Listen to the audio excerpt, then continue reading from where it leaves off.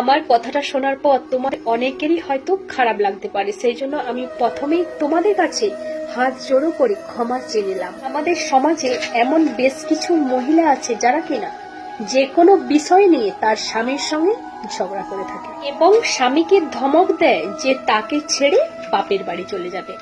হতে পারে তার সঙ্গে তার মা বাবা তার ভাই আছেন, তবুও সে কষ্ট করে ওই শ্বশুর বাড়িতে সংসার করে যাচ্ছে। তো আমি ওই রকম মহিলাদের কিছু কথা বলতে চাই।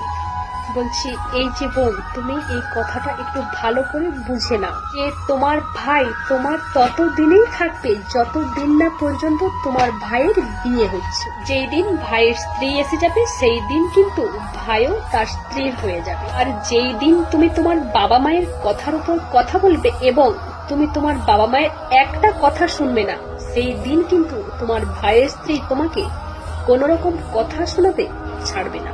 জানো তো বোন, একটা বিবাহিত মেয়ের সম্মান তার স্বামীর জন্যই হয়ে থাকে। যদি তার স্বামীর সঙ্গে থাকে তবেই তার বাপের বাড়ির লোকজন এবং শ্বশুর বাড়ির লোকজন তাকে সম্মান দেয় এবং ভালোবাসা দেয়। আর যেই দিন তুমি তোমার স্বামীর থেকে আলাদা হয়ে যাবে সেই দিন না পাবে তুমি তোমার স্বামীর বাড়ির থেকে কোন রকম সম্মান ভালোবাসা, না পাবে তোমার বাপের বাড়ির থেকে কোন রকম সম্মান ভালোবাসা।